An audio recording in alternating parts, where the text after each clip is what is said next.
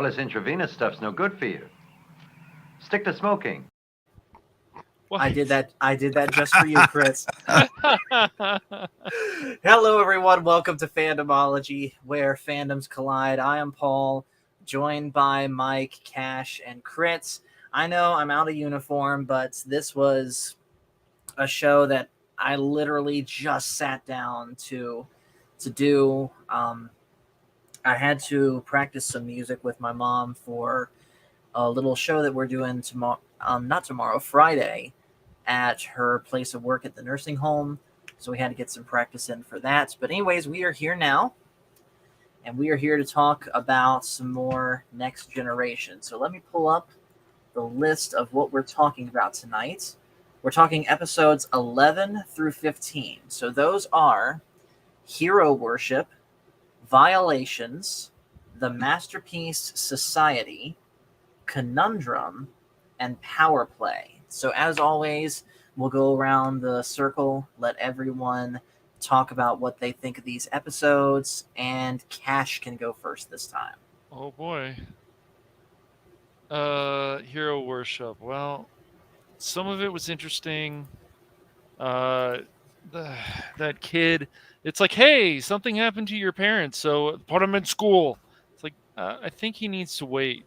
Yeah, that bothered me. Other stuff about him acting like Data made sense, and then I found it pretty interesting about the whole you put up your shields and why that other ship blew up. Violations, I just felt like I'm invading your mind, yeah, that one didn't do too much for me. Um, Society, the Annihilation, perfectly balanced. It was pretty good. It was pretty interesting about basically like the Aryan race in a way. What can you do to find a perfect group, making a perfect group of people? But I just felt like that episode dragged too much. Conundrum, um, I like that a lot. The whole losing their minds and having to find out to get it back and what they needed to do that. Power Play. I thought Power Play was like a heist, but it was pretty interesting. Where these spirits were taking over the body of some of the crew and how they changed. But every time I saw Deanna Troy, I was like, "This is the evil version. Like, I'm gonna get you, my pretties, I guess." But it was a good episode. Yes. Chris, your turn. I kind of thought I don't know, I'm mixed on these episodes. Hero Worship was fine. It's just, it's Patrick Stewart's directing debut. I don't Patrick remember. Stewart directed this episode. Yes. Wow. Yes. Yep. Yeah, he did. So that's why he's not in it as Picard. But I was kind of, me and Cash laughed a lot when we saw to calm the kid, they put him in school. What? The very next day after the tragedy. It's like, I don't know. And then they're like, you gotta share you gotta share the toys, boy. And like, oh, and we have Action Com. Yep. We have Action Com and we have Glenn Schroeder. What's up, man? Violations. It's a creepy episode. There is a lot of violating in here. Yes. Absolutely. And that's pretty much all I can say about it. I'll call it the Weinstein episode. All right, next one. The Master, the Masterpiece Society. Oh, I was gonna say the Master Sleep Society. I think I fell asleep during this episode watching it last night. Yeah, the Masterpiece Society. This was one of the most boring TNG episodes. I gotta say, it's one of the most boring TNG episodes. I get the story. It's kind of like a pro-life episode. I know people would hate to say that, but some people would hate to hear that. But yes, it's pro-life. I didn't expect TNG to cover an episode like this, and it's not the first time either. It's not. So it's good to have episodes like this. However, it is just so boring and it drags on. And I think it's mainly because the mayor's actor is not convincing and the Troy love story is Snoresville. All right, next one. Conundrum, I think, was the most interesting of the bunch. I like the. We see some more Ensign Rowe. They forget their memories. So for some reason, there's a new guy in the bridge. When we get to the episode, that'll be revealed. Pretty interesting. I like the twist. There's a lot of twists and turns, and Riker got to know Ensign Rowe a little better. Wink, wink. And so good episode. All right, next one. Power play. Evil people possess the crew. I don't know. I think we've seen this episode before. Yeah, we've seen in a different way. Last Outpost. And I believe also not Last Outpost. It was a season 1 episode. It was so forgettable. It was one of the early episodes. No, it kind of felt like it was the same thing. It was also something like this specifically with Troy also happened in the one where Data was revealed to be lying. I forget what that one's called. Okay. Well, we've seen it before. Ghosts. Whatever. They take over the ship, and it was fine. Mm-hmm. I just think, I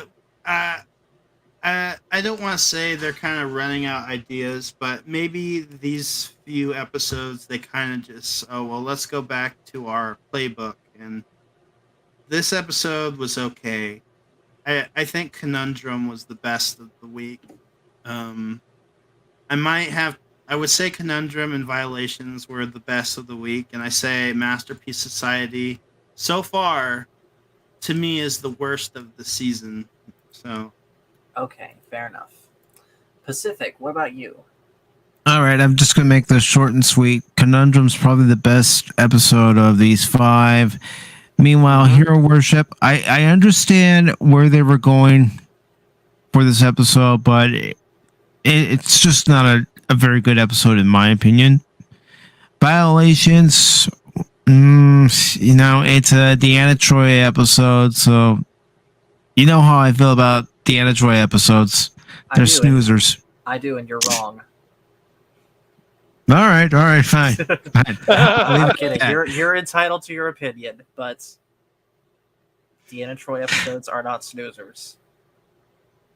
Okay. To each his own. And Masterpiece Society, it just makes me think about a certain thing during a certain time period. Mm-hmm. And Power Play. Oh my God, which one of us is going to be possessed tonight? Who knows? It all depends on whether Phil McCracken shows up. Well, speaking of Hero Worship, Justice for Star Trek 5. Oh yes, Cash Money hates redheads. No, and not just that, but we'll get to it. We'll get to it. All right, my thoughts. I actually liked to a certain degree all of these episodes. Now, I will agree. I think Masterpiece Society was by far the weakest of these 5 episodes, but I think it was average at worst. I do not think it was outright bad. I'm able to overlook the fact that the kid was sent to school pretty much after losing his family in Hero Worship. I think personally Violations for me was my favorite. And no, not just because I actually, believe it or not, don't consider this one a Deanna episode. This is one where it's kind of everyone's working together, at least how I interpreted it. If anything, I kind of interpreted Masterpiece Society more as a Deanna episode, but that's just me. Conundrum was also really cool, and I actually really liked Power Play, and see from pretty much the standpoint of we get to see Marina Sirtis and Brent Spiner and Cole Meany act in a way that we don't usually see them act. So I was able to enjoy it from that regard. Although you're right, Crit, we have seen that story before. So with all of that said, by the way, Pacific, you dropped into the chat. Thank you. Let's go ahead and get into hero worship. So this starts with the Enterprise in, for lack of a better term, a nebula. And it's a nebula that's very turbulent. And they happen across a ship that is completely derelict inside the nebula. Like it's barely holding itself together. The bridge is completely uninhabited. It's the research vessel Vico is what it's called, according to ActionCom. It says it was surveying a black cluster, a densely populated group of collapsed protostars which have high gravitation forces, and the Enterprise finds the ship literally torn apart. That is correct. So they go into the ship to search for survivors and find out what happened, and they find a little boy named Timothy. And he is like in complete shock over like he's in complete medical shock over what happened to his ship and his family, and he finds himself unable to really connect with anyone. He doesn't want to open up to anyone, except when he's questioned about what happened, he says that the ship was attacked by aliens and boarded. And as ActionCom says, it's important to note that the Enterprise is able to download the Vico sensor logs. So Timothy's in bad shape, but he immediately makes a connection with Data, because Data was the one who actually saved him from his situation aboard the Vico. Because when they found him, he was trapped under some pretty heavy beams, and no one else was going to be able to get him out. So Riker and Geordi had to go back to the ship, while Data managed to lift the beams, being that he's an android and therefore stronger. He's able to lift the beams and rescue Timothy. And so Timothy becomes attached to Data. And throughout the course of the episode, we actually begin to see that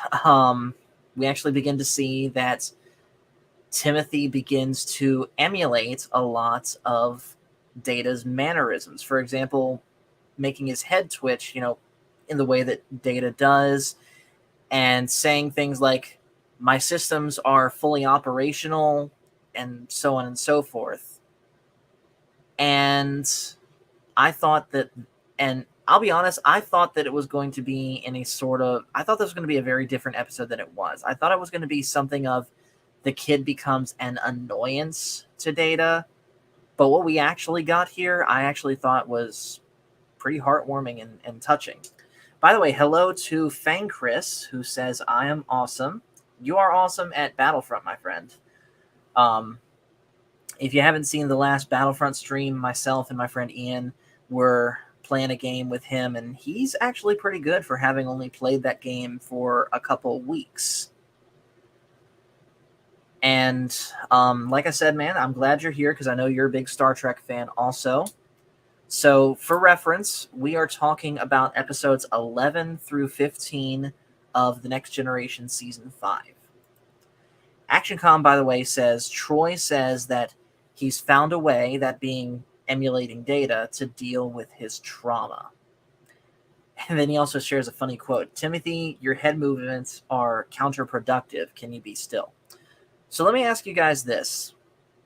The idea of Timothy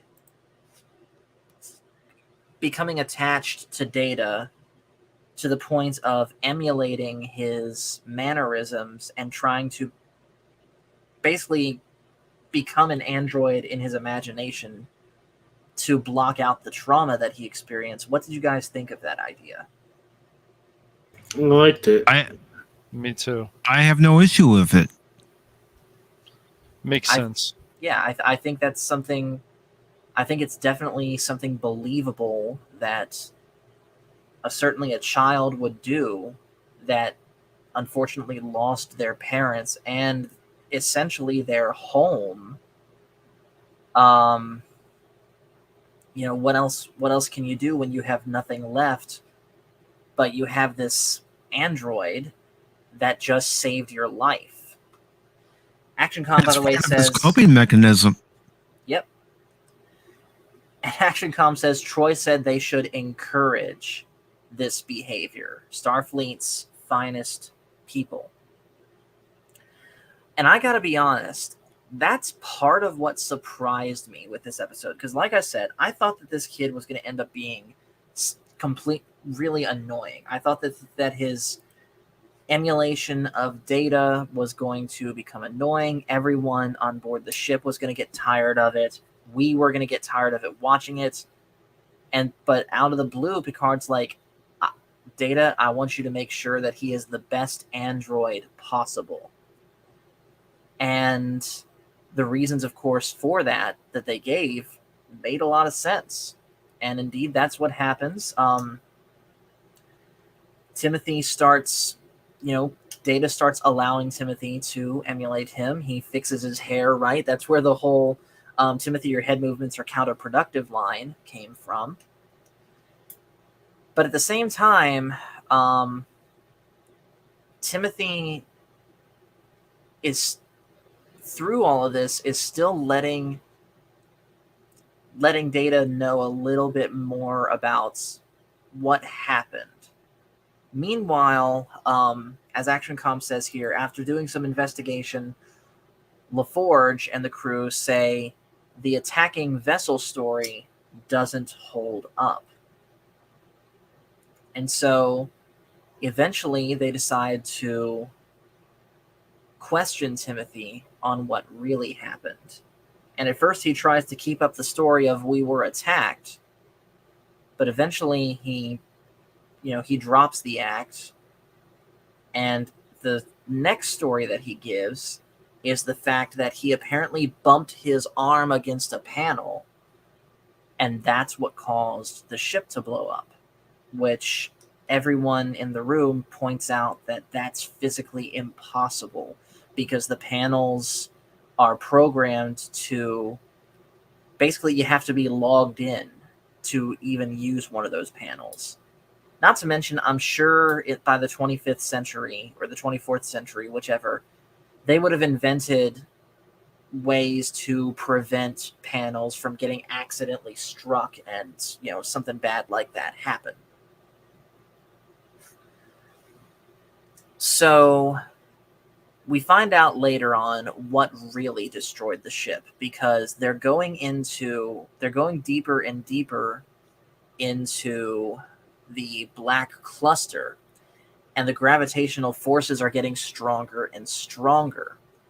And they notice that the more that they raise their shields, the stronger the gravitational forces are acting upon the ship, pretty much threatening to tear the ship apart.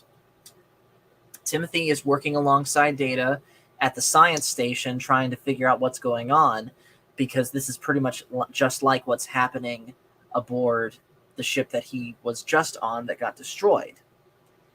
And eventually they come to the conclusion that the increased power to the shields is what's increasing the gravitational forces that's acting upon the ship, and that's why the Vico was lost. So at the last possible minute, Data tells Picard to drop the shields, and they do, and the Enterprise is hit just by a mere ripple, and everything's fine. And with that, Timothy is in a way able to find closure with what happened to his parents and with what happened to his ship, and he no longer feels the need to act like an android, although he does still maintain a friendship with Data. So I'm going to step away for a quick second to turn down the AC in my room and put my slippers on, but in the meantime, I'll let you guys go ahead and start discussing. Okay, which one of us wants to go first?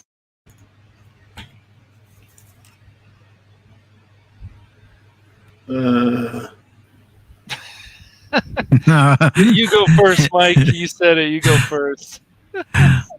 Okay, well, It's over. Overall, what did you guys think of this episode? Oh, it's good. It just the scene where they send him to school, I just thought was funny. Yeah, like there's definitely some interesting concepts in this episode, but yeah, I'm with Crit. Like, especially. I thought it was too He's all soon like, for them to send him to school. it was. It definitely was. He's like, yeah, you stop messing with that model. It's like, you know what?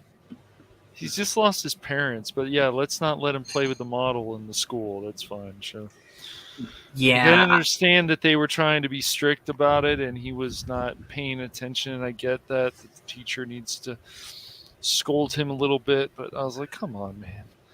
Mhm.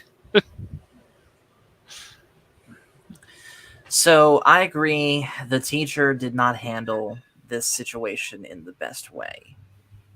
But to me, that does not take away from the rest of this episode.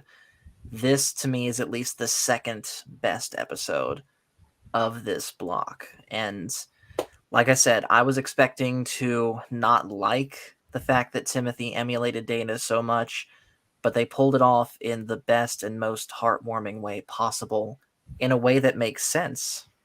And that's another thing that we kind of glossed over too. There was a conversation that happened in this episode where Data, in an attempt to get Timothy to open up more, mentions how Data would it's been his dream to be human. And Timothy doesn't understand. It's like, but you don't feel emotion, you don't feel pain. Why do you want to feel all these things? Which ActionCom puts Data's reply right here. He says, I would gladly risk feeling bad at times if it also meant I could taste my dessert. So, scores. I'm going to go 4.5 out of 5 on this one. Mike? I'm going to give it a 4 out of 5. Okay. Crit? I give it a 3 out of 5. All right. And Cash? 3.5 out of 5. Yeah, 3.5 out of 5. All right. That works. All right. Let's move on then to the next one, which is violations. Now, let's get this out of the way right now. There is a certain word that we cannot say. So we're going to find other words to replace it with. Ape. Yes, it rhymes. The word that we cannot say rhymes with that. That's That's pretty much what happens to a They lot got- of characters in this episode, but we're At gonna least we're gonna 3. circumvent that. So, just as a quick recap, Deanna Troi is half Betazoid, which makes her naturally empathic, and thus able to sense emotions. If someone was full Betazoid, they're able to communicate telepathically and read thoughts. Now we're introduced to sort of a new type of telepath that can access people's memories. And we see actually a demonstration of this with Keiko, where she is going through an old memory that she had of watching her grandmother paint. And there's 3... Y'all gonna have to remind me what these people are called. But basically, a new type of species. Aliens. The Oleans, yes, thank you. And they're a new type of species that can access people's memories through pretty rigorous training. And everyone's amazed at the fact that they can do this. And, they offer their services to other members of the crew, but they're like, I'm good. It's also worth noting, I don't know if they say this in the episode, but I interpreted it as the three people being here being a father, a mother, and a son.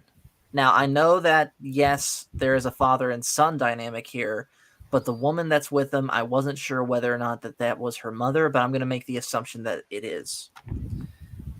So,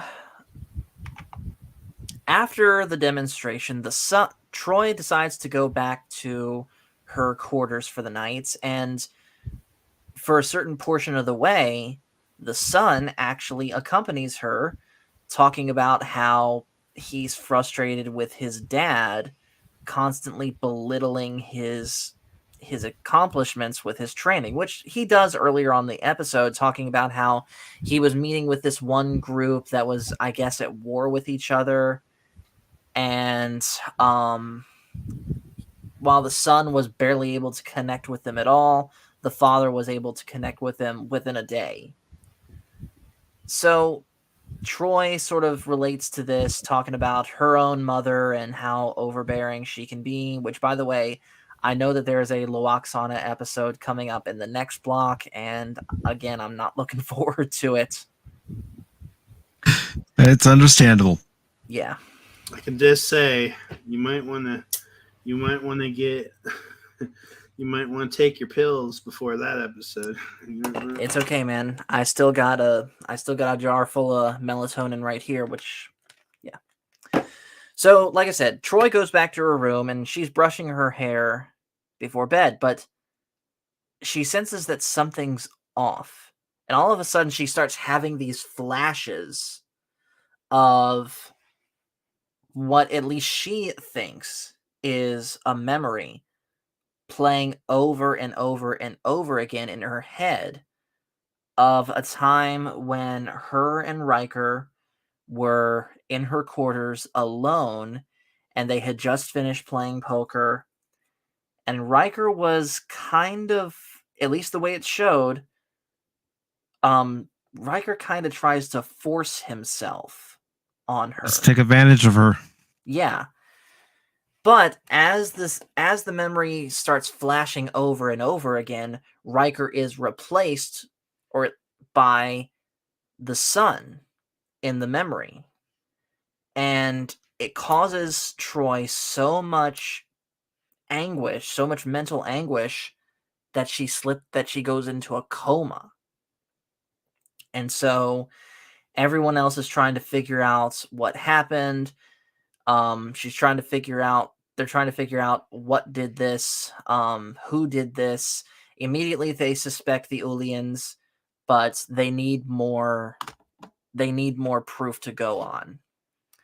The next victim, unfortunately, is Riker.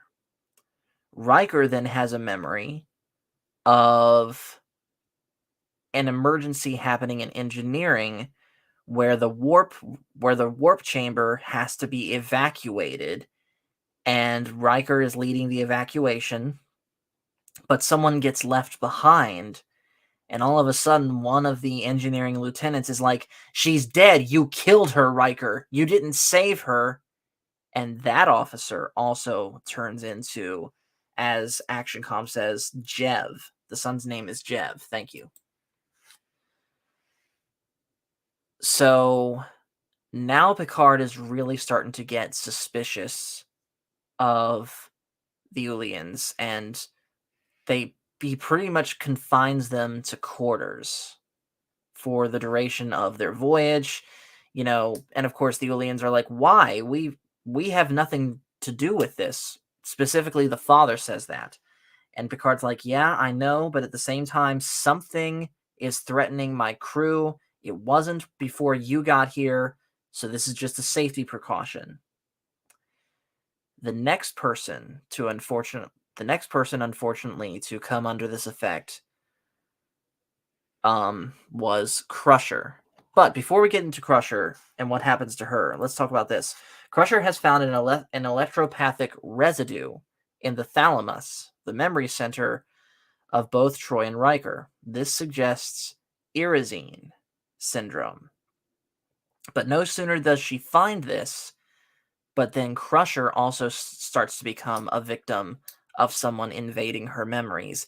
This time showing, and this actually surprised me, that they showed this. They showed Picard with hair, with some sort of, it looks like Data's panel got pulled off here, and you see his positronic brain. He has something like that right here. And he is leading Crusher to the morgue of wherever they are to see her husband's dead body. Yeah, Jack Crusher. Jack Crusher, yes. And just like before, this memory repeats over and over again, but this time with Jeb. Jeb sounds like he's from my neck of the woods. This time with Jev replacing both Picard and Jack Crusher. And just like before, she passes out. So, these attacks, we'll say, on Troy and Riker and Crusher's memories, what did you think of them, specifically how they were shown and executed? I think I'm moving, but I think they actually happened, but the context is different. Yes, I think let's go like the Troy memory, for example. I'm sure there was a moment where Riker did try to, I'm not going to say advance on Troy, but offered up the idea, what if we did X, Y, and Z? And she was like, no, we can't. It's not proper. We're serving on the same ship. And besides, you outrank me. But I'm sure it wasn't anything of Riker trying to force himself on her. Same with Riker leading the evacuation of engineering, and that person... In fact, I'm pretty sure we saw that exact scene earlier on in the series. Riker's helping engineering evacuate, and someone gets left behind. Don't we see that? No. I thought we did. But anyways, though, and same thing with Crusher going to see what's left of her husband. I'm sure, I'm sure Picard was there, but I'm sure it didn't happen exactly the way that it did in her memory. So this was probably one of the most disturbing things that we've seen in this series. Wouldn't you guys say? Yeah. Yep. Yeah, it's definitely disturbing. So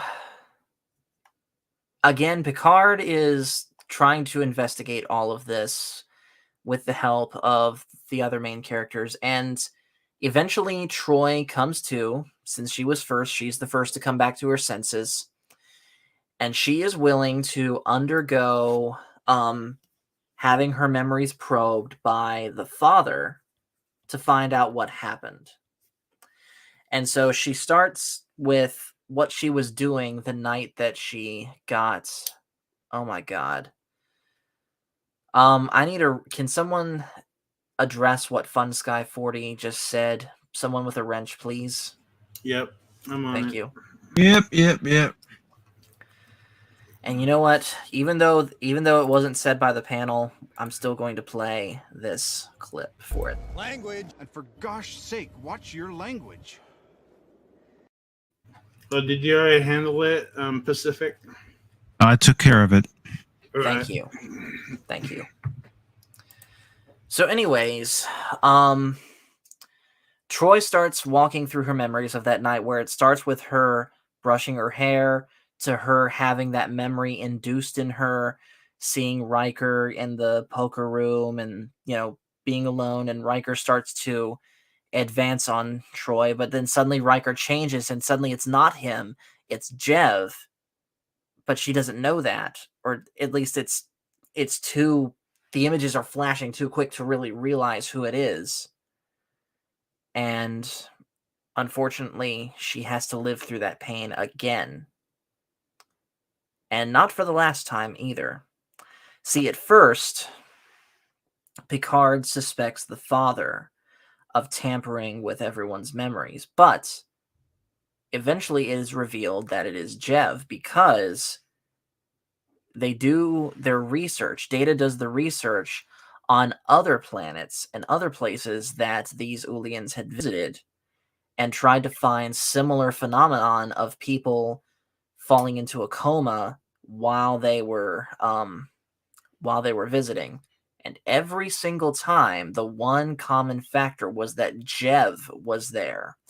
And so Data and Worf go quickly to Troy's quarters, and they see that Jev is in the middle of invading Troy's memories already, but this time Troy is able to fight back because she expects it. And Jev is then subdued, and that's pretty much the end of the episode. Did I miss anything?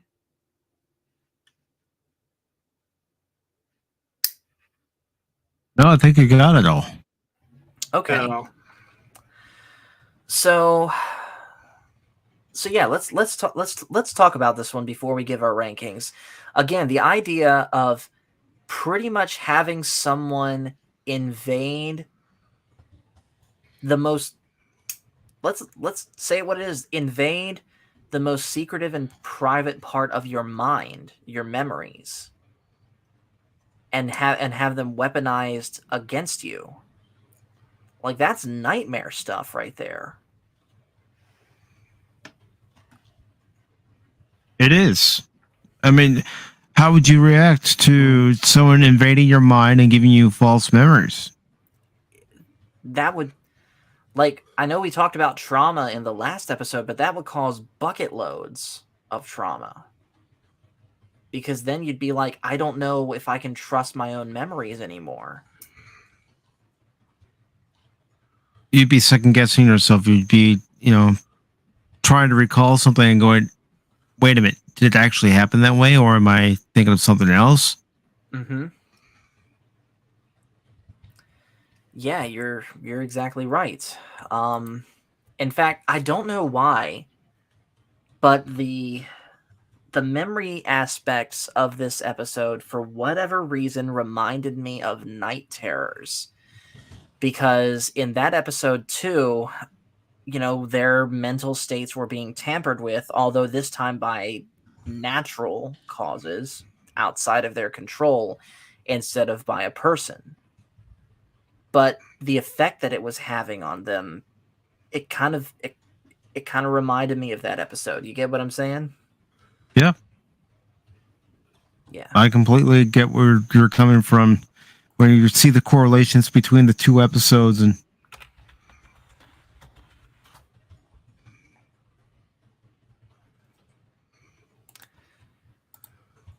so, real quick, we just had Phil McCracken show up in the chats, and I know what Phil's going to say, hashtag Picard is Snoke. Ha ha ha, we get it.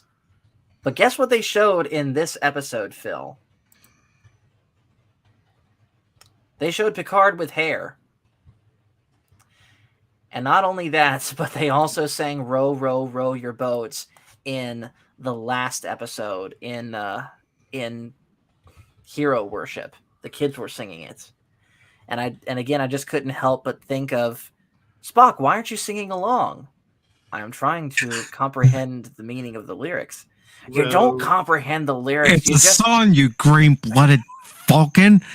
Yeah, The words aren't important. What's important is you have a good time singing it.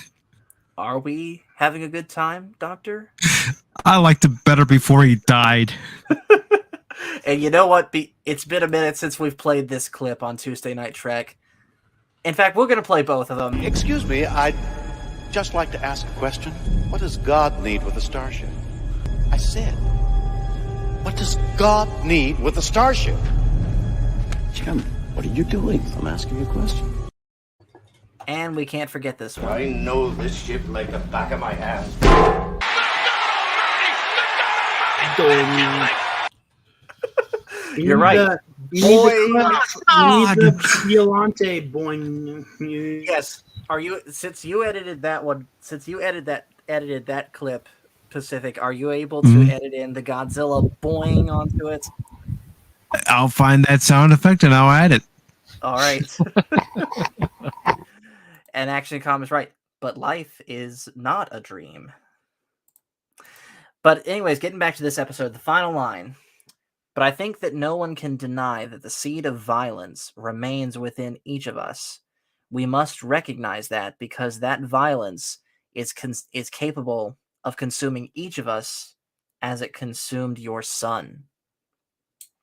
And that is kind of a callback, at least thematically, kind of the same thing as the last thing that Picard says at the end of Drumhead, where, talking about how we may think we're so advanced in this day and age, we don't burn heretics, we don't,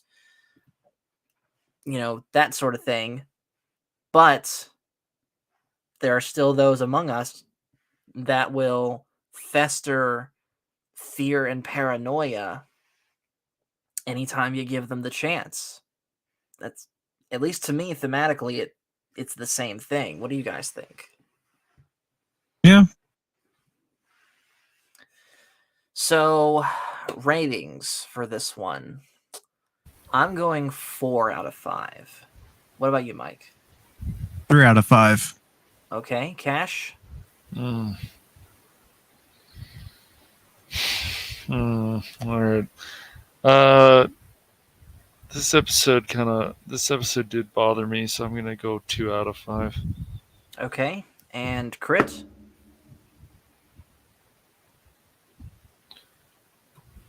I think Crit is AFK. I think the Godzilla finally. 2.5 out of 5. 2.5 out of 5. Okay, fair enough. I guess the Godzilla didn't eat him. Okay, he's alive. People, he's alive. And Phil Godzilla is like, doesn't eat wake up, humans, he eats Cash. fish. Know your Godzilla. Yes. Gosh dang it, Godzilla. Well, there's one of those Godzillas must eat people. I'm sure of it. We'll find out. Oh, yes. Never? Oh my gosh. All right. No, anyways. he never.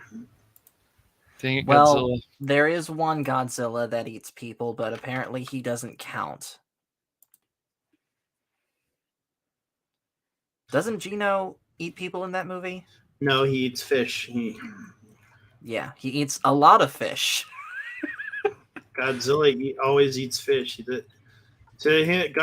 Oh, do I have to explain Godzilla? Humans are more of an annoyance to Godzilla. Yeah. So he's always burning them then, obviously, right? Or when he gets a chance. Yeah, it's like ants in your pants. It's like yeah. Here, Crit. Here's a palate cleanser. Oh no, I can't hear it. No. Ah, come on. No. We are the lethal. I think Pacific would like that. We are the lethal weapon. Yes. Let me. If you here, Crit, you pull it up. Hold on. I got my hands occupied. Continue on with the story. Okay. So with that, let's go ahead and move on to the Masterpiece Society. And as we've already mentioned, we can all agree this is the weakest episode of this 5. And Crit, you think that this is the weakest of the whole season. That is a big claim. Yes. So, what goes on in this episode? Yeah. The Enterprise is tasked with having to divert a core fragment from a star, I believe, and having to save this one society that lives on this planet where apparently all of the people there have been genetically engineered to literally be the best type of humans possible, not quite to the same degree that Khan was, but basically they were genetically engineered to be the perfect specimens of humans, and they were also genetically engineered to be to fulfill a specific role or a specific trade in the society. For example, the mayor was literally born to be mayor. The scientists were literally born to be scientists, and so on and so forth. And I like how ActionCom describes it. It's literally a human ant farm. The Enterprise is tracking a stellar core fragment from a disintegrated neutron star. Scientists have been asked to monitor the planetary disruptions it may cause, and one of the planets they are studying has a biosphere. That's the best way to describe that. So this planet is extremely hesitant to allow any sort of contact with the Enterprise. Okay, it's late, but I got it. All right, here it is. Here's our palate cleanser. Turn it up all the way.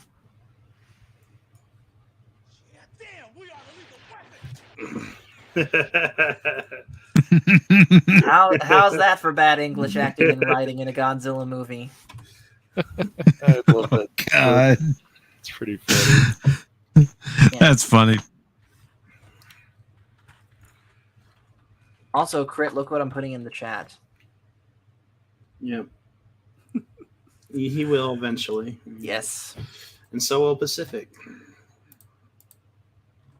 I don't mind. Oh boy.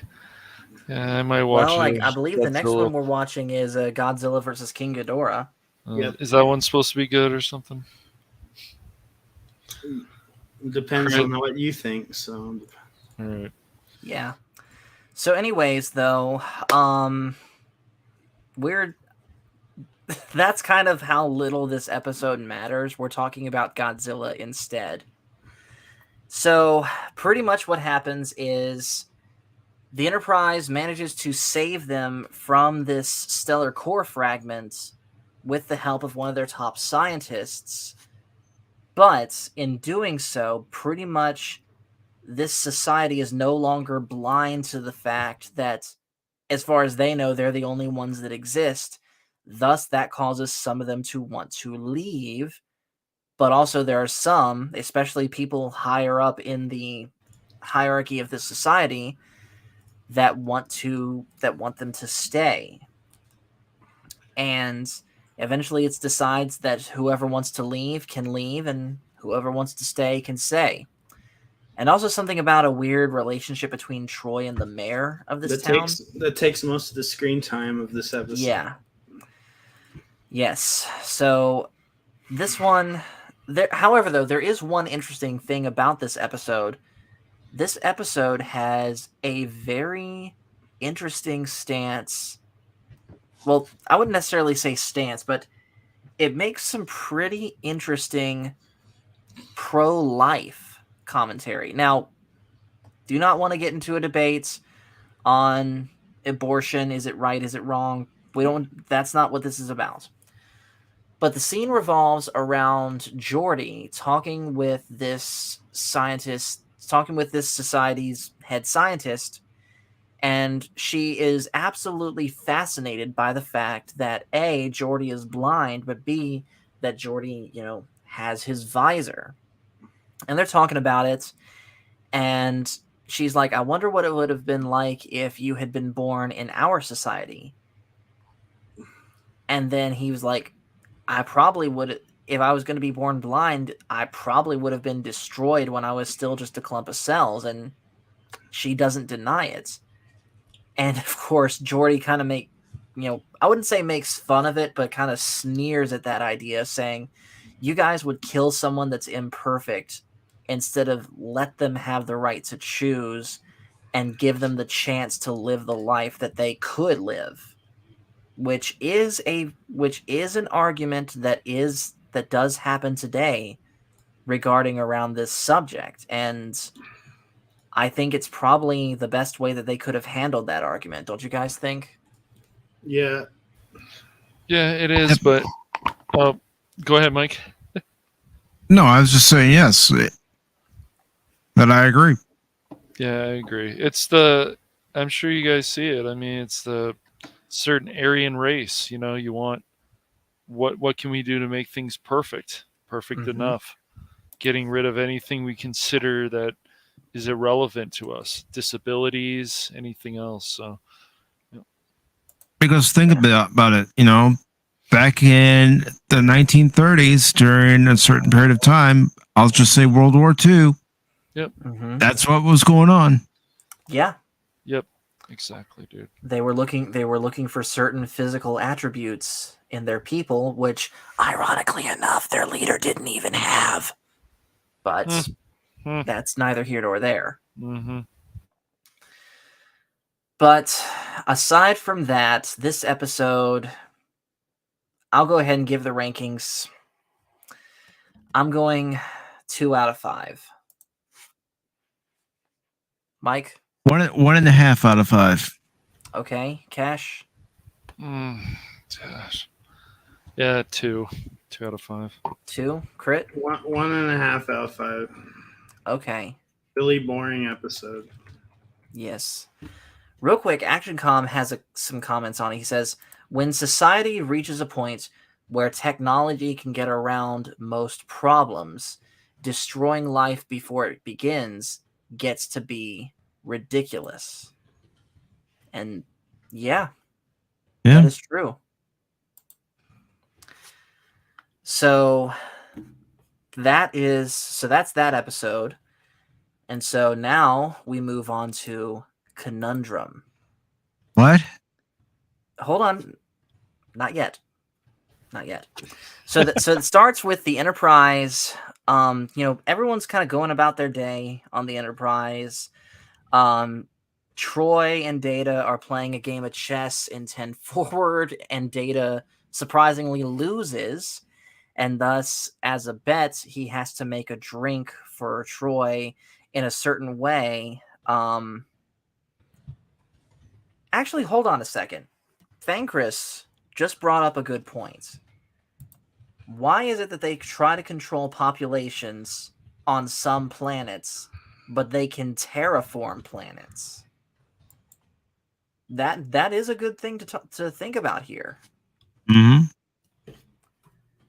I think it was because it's not that they were going to get overcrowded. It's just that they were looking for certain physical and mental and genetic attributes that they wanted to preserve while trying to weed out others to, as I said, make the best humans possible.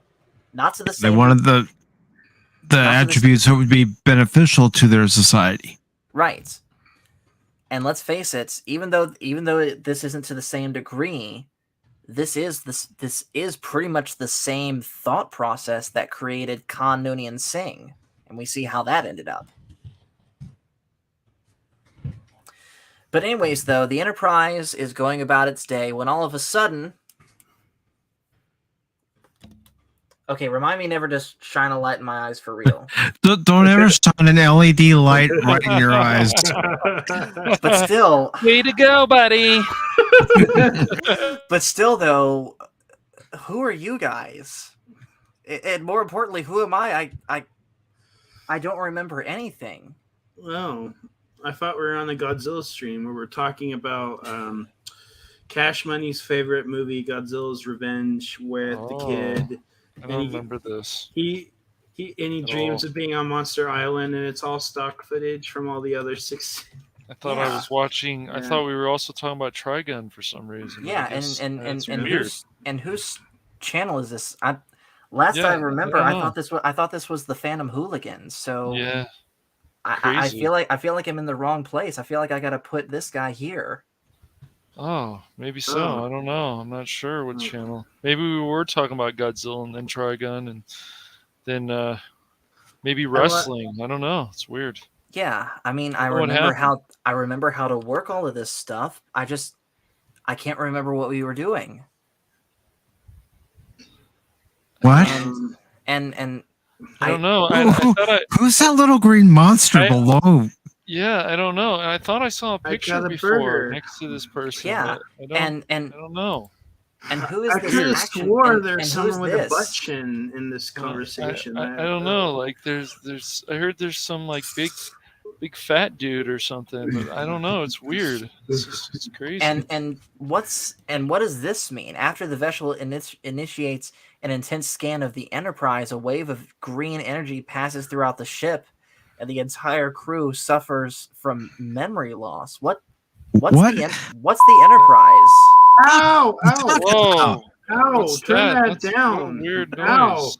Ow! That woke me up. Crazy. Okay. We're reviewing TNG, aren't we? Okay. Oh, okay. All right.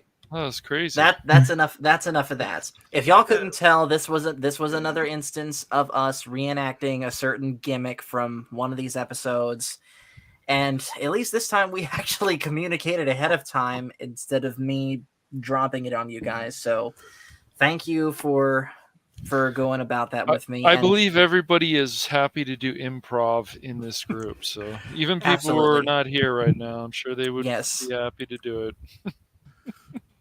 And I can't lie, if there was a way that we could do it right, I would have had us do this exact same thing for power play. But at the same time, even if we did pull it off, 2 in one stream might be a little bit much. The improv. Yeah. And Probably Fankris has a question, and I believe he's typing that now. So anyways, pretty much what we just reenacted is what happens. A green light flashes by all of the crew, and every single person on the ship loses their memory of who they are. But strangely, they don't lose their memory of whatever skills that they had learned. So they don't know who they are. They don't know why they're on the ship. They don't know why they're out in space, but they clearly still remember how to work the ship. And so for the first little bit, everyone on the bridge is trying to... Oh, and by the way, this episode and the next episode has Ensign Rowe in it. Yeah. So they're all trying to figure out what's going on, and for a certain period of time, Worf actually acts as the captain, pretty much just because he takes the mantle. They try to theorize, you've got the most amount of dots on your collar, Picard. Maybe you're the captain. But then Worf's like, or perhaps I am the captain. I am decorated also. And so Worf pretty much acts as the captain until they're able to access the ship's roster of who's aboard. And then they realize, oh,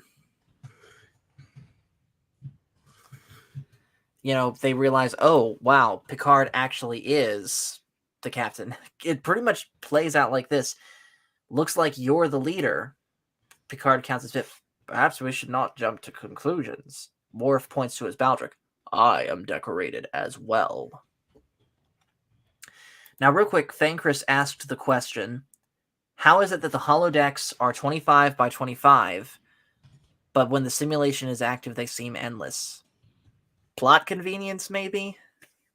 Hollywood television magic? Yeah. I think it's just one of those things where it's what you have to suspend it's suspension of disbelief. It's just one of those things you have to go along with. Yeah, I was going to say, just go with it. Don't think about it too much. Just go along with it. So anyways, continuing on, they eventually realize that they are in the middle of a war with and I'm probably going to get this wrong, the Elysians. And not only that, but there's a new member aboard the crew that wasn't there before, a Commander Macduff, who is the first officer, with Riker now being second officer. And so they've been sent out to take down this Elysian command post. And apparently if they do this, it will completely end the war. However, Troy is kind of, to a lesser extent, in the same way that Guinan was able to in yesterday's Enterprise, is able to sense that something is wrong. about all of this.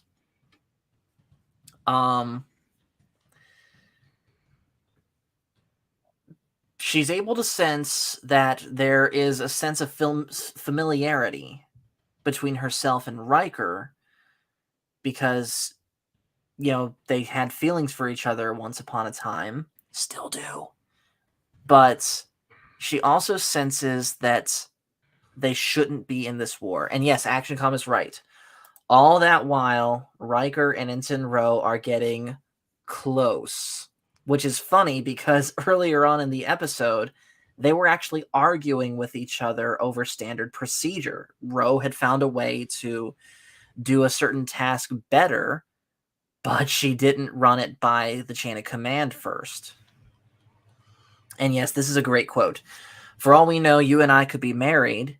To the reply, for all we know, you and I could hate each other. There's an equally great line. Oh my goodness. I'm handling this one. I can take care of it. I want this one. All right. Shame on those who comment bad things. Yes. Where is it?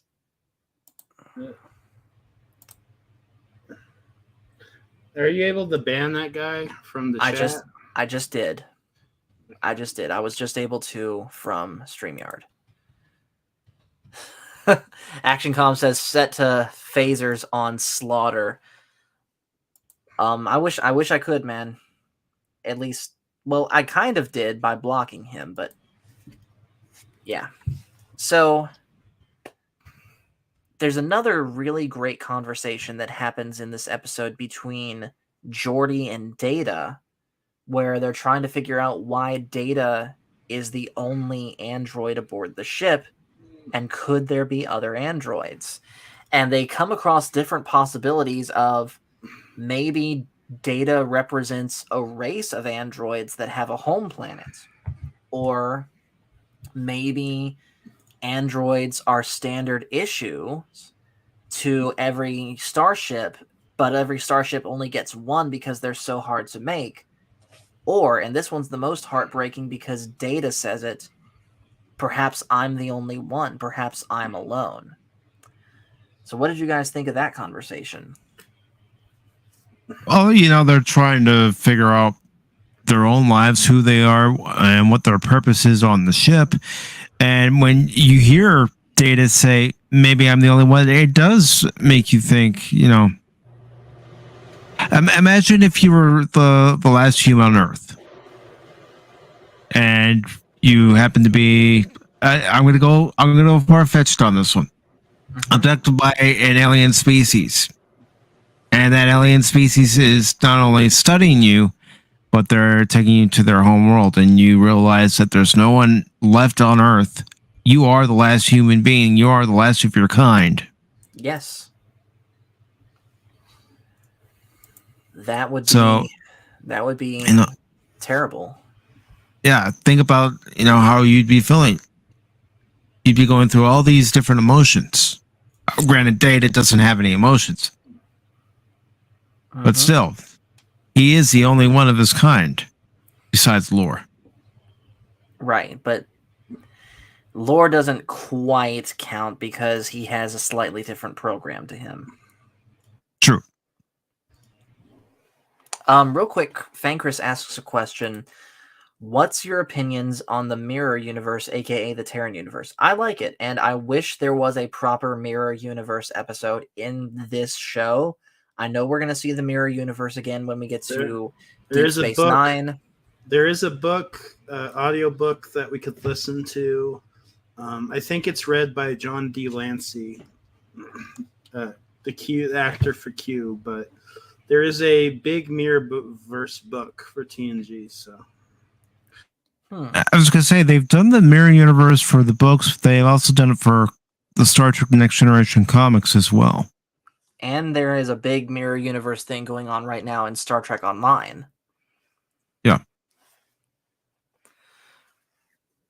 So yeah, the idea of the Mirror Universe in general, I really like it. I liked it from the moment that I saw it in the original series.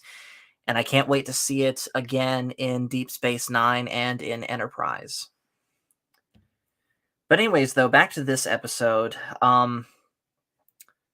It's also worth noting that Macduff is like super gung-ho about this mission that they're on to take down this Elysian outpost, because they came across an Elysian ship once already, and the Enterprise like outgunned it by almost a scale of 100-1. But not wanting to take the chances, Picard ordered the Enterprise to fire on it, and just with one measly phaser blast, it was destroyed. And pretty much everyone except Commander Macduff felt guilty about this.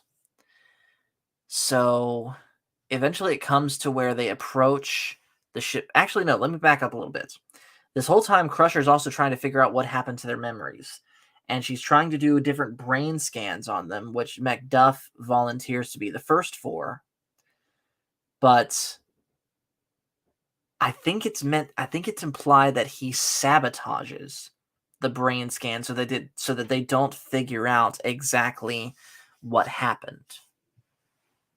You get what I'm saying? Because he starts convulsing while he's under the scanner, and he says that it didn't work, and I have no more recollection on it. But then the camera pans away, and he just kind of smirks like that. Mm-hmm.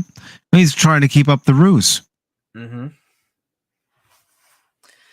Yeah, so I saw right away what was going to happen with Macduff, but watching it play out was still fun. And there is a conversation that Picard has, I believe he has it with Troy, where he's like, I don't understand why we're even in this war. Quote, I feel like I've been handed a weapon and put in a room to kill someone, but I haven't been given any sort of moral context for it. He's in there with Macduff. Okay, fair enough. And eventually there's also a scene where Macduff talks to Worf and tries to appeal to his warrior nature as a Klingon, and saying, you and I both are warriors. We've been bred for war. We've been put on this ship for this war. And when the time comes to fire upon the enemy, don't hesitate. Steer the course. But eventually it comes to them approaching the command center, and more ships try to intercept them. Once again, the Enterprise shoots them down, and it's too easy for them. They approach the command center and do a readout on its defensive capabilities and its offensive capabilities. And once again, the Enterprise outguns it pretty much 100-1. I believe they mentioned in this episode that their enemies' offensive capabilities were like 200 or so years in the past compared to the Enterprise. Riker says 100 years in the past. Yes, and the fact that it didn't make sense. Eventually, Picard decides, no, I'm not going to fire on these people. And it's here that Macduff loses his mind. He tries to commandeer the ship command from Picard, and Worf eventually has to stop him, and Riker, they both shoot phasers at Macduff, and then it's revealed Macduff's not human. He is he's some form of shape-shifting alien that basically his species was in a war with the Elysian people, and he was basically using the Enterprise to fight their war for him.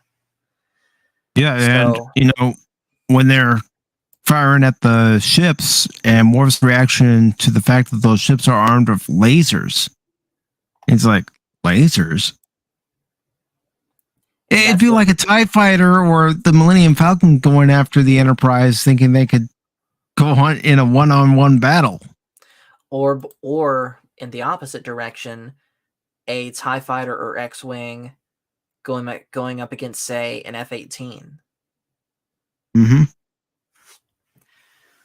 So eventually Picard and the crew get their memories back, and they are now faced with the task of having to basically smooth things over with the Lycian people, basically apologize for what happened. And that's pretty much where the episode ends. So this episode, I'm also going to give this one a 4 out of 5. I really liked this premise, and I liked what happened with... I basically liked how the characters were changed with their altered memory states. And you know what? I just now realized this episode block weirdly had 2 episodes focused on memories. Mm-hmm. And yes, there is a conversation, by the way, at the end between Riker, Troy, and Ro, where Ro says, "Commander, don't worry about it. As far as I'm concerned, you and I have shared something that we will treasure forever." I would give this a 4 out of 5. Yeah, 4 out of 5 for me as well. 4 out of 5 from me as well. All right, perfect. So with that, let's go ahead and get into Power Play, aka Who you gonna call? Ghostbusters. Yes. AKA Evil Troy, Evil Data, and Evil O'Brien. And let's just go ahead and get this out of the way now. We are adding another mark to our O'Brien must suffer counter for pretty much this whole episode. So the Enterprise is approaching this one planet that has been seemingly deserted, except recently they've picked up a very, very faint distress signal from it. But it's faint because the entire planet is pretty much surrounded by these magnetic storms. Chris is asking a question: who would win, a stormtrooper or a red shirt? The stormtrooper would miss, and the red shirt dies anyways. That's pretty much how that would play out. So anyways, the Enterprise is trying to figure out where this distress signal is coming from on this planet, and they can just barely get a lock on it. But the storm is so bad on the planet that transporters are pretty much impossible. So Riker, Data, and Troy have to go to the planet in the shuttle. And again, the shuttle, the storm is so bad, the shuttle ends up crashing. And in the process, Riker, and this is important, breaks his left arm. So they're trying to salvage themselves from the wreckage of their shuttlecraft, figure out where these survivors are, and figure out how they're going to get back. O'Brien comes up with an idea of beaming down by himself with a pattern enhancer to allow beaming back. So he goes down, sets up the pattern enhancer, which is basically this big triangle fence, and they're about to beam out when suddenly lightning strikes one of the poles, which causes all of them to get kicked back, and these little blue orbs enter the bodies of Data, Troy, and O'Brien, but not Riker. Oh, it's also worth noting that that pretty much the distress signal came from the USS Essex, a Daedalus class ship that disappeared 2 centuries ago.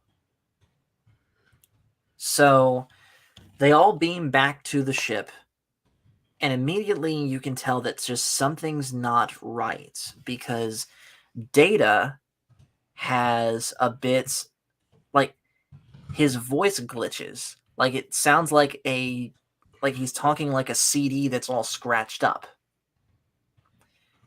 And he also, all three of them really have this urge to go to the South Polar region of the planet.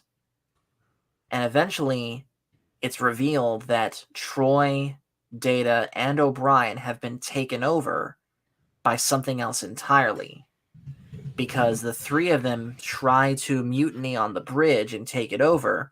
And when that doesn't work, they try and make their way to engineering. And when that doesn't work, eventually they take, pretty much all of 10 Forward hostage. And 10 Forward, by the way, has Keiko and O'Brien's daughter in it. So that's why I said O'Brien must suffer, because he has to, against his own will, hold his own wife and daughter hostage. And Fanchris in the chat asking, Phantomology, can you make me a mod? I have to get to know you a little bit better before I do that, man. My mods have been watching me for quite a while, and I've had conversations with them, and I trust them. And not saying that you're a bad person at all, but I did just meet you, so I would need to get to know you a little bit better for that. Okay? So it's not a no, it's just a not right now. So what did you guys think of this episode pretty much up to this point, when you see that Troy and Data and O'Brien have been taken over and now they're acting against their will? Well, let's just say that I haven't been taken over. I'm acting against my will right now.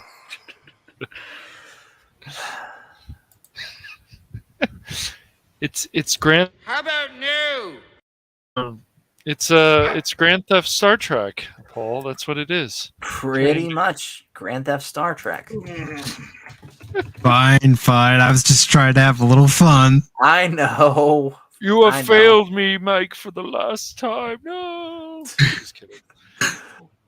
Oh, man.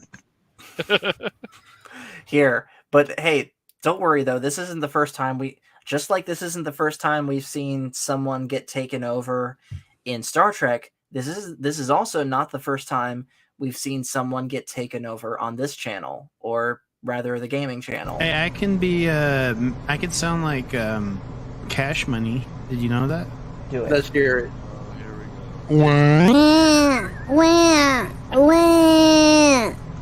Oh my god. No. They put woke stuff. They put woke stuff in my Star Wars. I swear. Doesn't even sound like me, but it did make me laugh, yes. That was a crazy day. We were making fun of each other's good times. Yes, it was. Especially at the very end, where we were just completely on the spot quoting the end of Star Trek V just about verbatim. Oh, boys, yeah. And ActionCom is like, you're not making me a mod. My iconoclast scruples will not allow me. I don't get that, but if you don't want to be a mod, ActionCom, that's fine. Oh, DJ Ronnie's here. What's up, DJ Ronnie? Hey, what's up? Yo. What's going on, man? So anyways, with all of 10 Forward hostage, we're going to just call them Evil Troy, Evil Data, and Evil O'Brien. All three of them make their demands, saying, we want you to take the ship to the South Polar region, and we won't hurt anyone. Because by this point, Worf has also been taken hostage with his security team because he was outgunned. Also at the fact that for whatever reason, and they didn't explain this, for whatever reason, when Troy, Data, and O'Brien were being possessed by these spirits, phasers did nothing to them. Did you guys happen to figure out why that was? No, I didn't. I'm sorry. I failed. It's okay. I failed again. This is admittedly a time when Baron and his big book would have been really appreciated. So I had the book, anyways, I just can't get to it right now. I understand. So basically, oh yeah, especially since they had to deal with Space Rambo. Oh yes. Yo. Sorry, I couldn't help. Adrian. So anyways, Picard, his first concern, of course, is making sure that his crew is safe. And he knows that there are people that are injured in 10 Forward because there was a firefight that happened in 10 Forward. And Action Comm, by the way, asking when did they take the phaser blast? They took it multiple times, a couple times on the bridge and several times in 10 Forward. And they show very clearly the phaser blasts hitting Troy and Data and O'Brien, and it does nothing to them. So anyways, Picard makes them a deal. He says, let me take the place of the people that are injured in 10 Forward so that they can go get treated. Let them go, and I'll be your hostage instead. And like, your terms are acceptable. So, Picard goes to 10 Forward, and while he is there as their hostage, he talks to Evil Troy, who says that she is the captain of the downed USS Essex. And that pretty much what happened was that the USS Essex was investigating this planet. The ship got caught in the storms. It broke up in the atmosphere. And ever since then, their consciousness had been trapped in the storm. And all they want to do is go back to the South Polar region, retrieve what's left of their bodies so that they can get sent home for a proper Earth burial. Now, that premise by itself, I was really intrigued by, and thought that if that's actually what had happened in this story, I thought that would have been a great story. In fact, you could have almost made a whole movie around the idea of the Enterprise helping the spirits of a past captain seek rest. Who knows? Maybe someone might write a script for it and do a live script reading for it here on the channel. Wink, wink. Wink, wink, nudge, nudge. Yes. But at the same time, Evil Data, Evil Troy, and Evil O'Brien do not at all act like Starfleet officers should. And Picard notices this. He says Starfleet officers wouldn't do this. They wouldn't take hostages. They wouldn't act violent. We see an example of Data, who talks very differently also, pretty much challenging Worf to a fight. We see O'Brien openly antagonizing Keiko and his daughter. These are not Starfleet officers. And eventually Picard sort of figures this out. Meanwhile, Riker and everyone else is trying to figure out a way to subdue Troy and O'Brien and Data. And they almost managed to do it with this special beam that Geordi and Ro come up with. But it doesn't quite work because in order for it to work, they need to subdue all three of them at once. And at the last possible minute, Data, not even knowing it, walks out of the beam's range. And so only Troy and O'Brien get affected, and it wears off.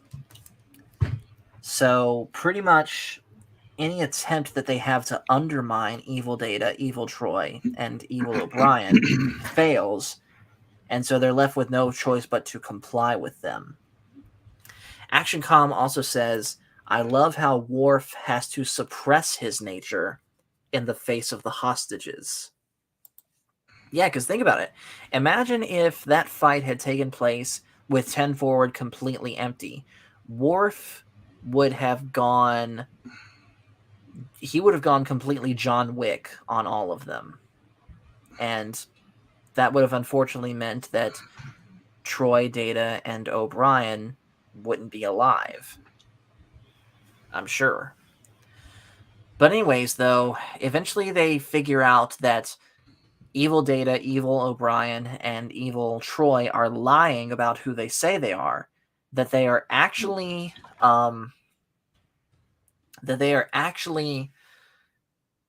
basically criminals that have been trapped on that planet for 500 years. It's a penal colony where only their collective consciousness can remain inside that magnetic storm or whatever it is. And at first, Troy tries to have all of the convicts beamed aboard to possess everyone on the ship. But with some quick thinking from Dr. Crusher, a containment field is set up in Cargo Bay 4 where they are. ActionCom says, let's face it, Worf can be knocked over by a stiff breeze. Heck, I could do the Kevin Nash poke of doom, and that'll knock over Worf. Yeah, you could, but I'll say this to Worf's credit, he doesn't blow out both his quads trying to get into the ring.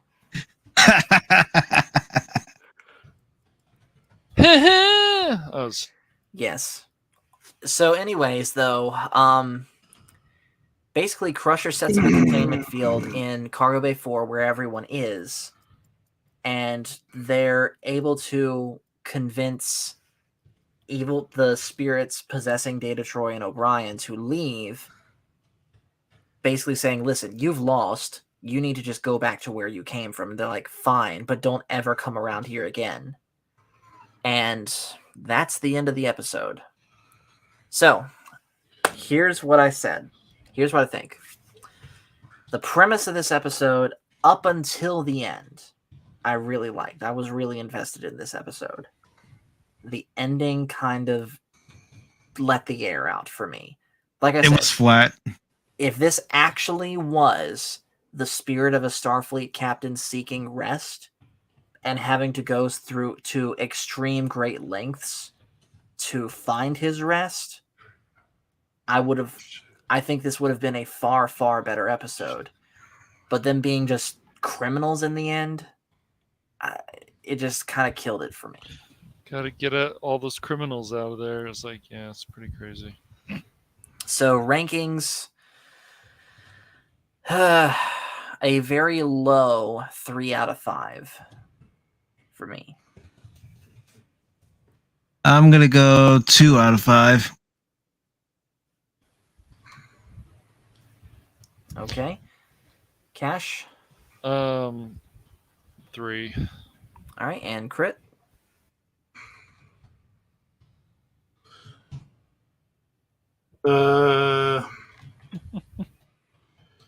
Three out of 5.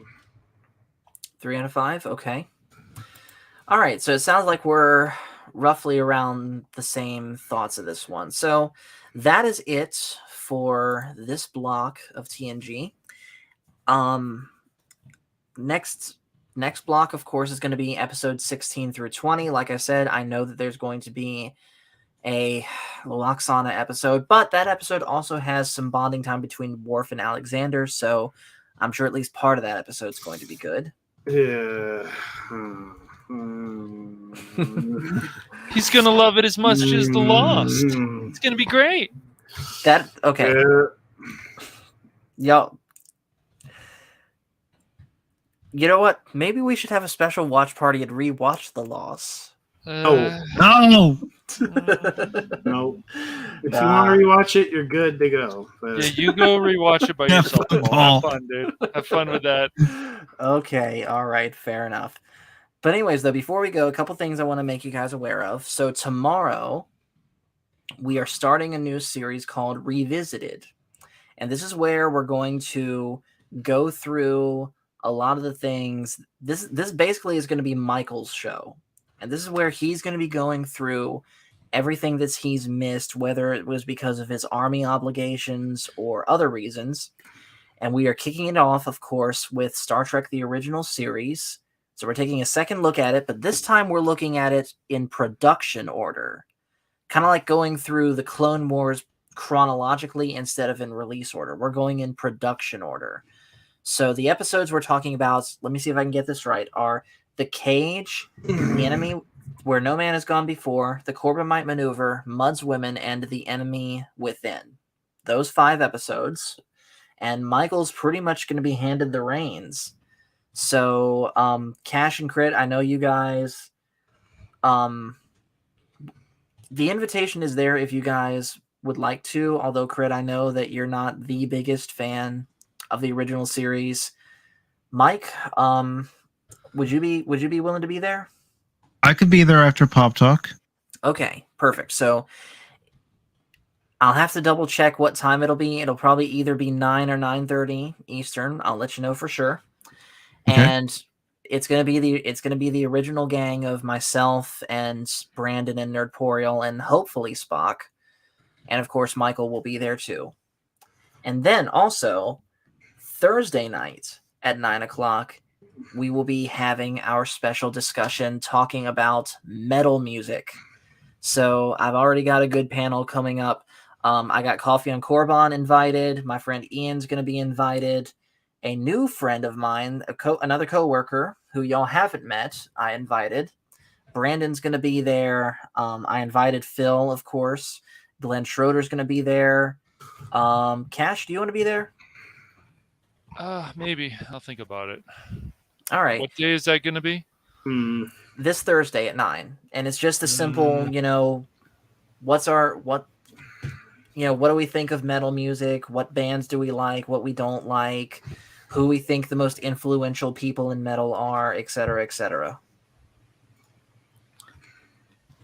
And then, and I talked to you guys about this earlier, and y'all bolted from this idea.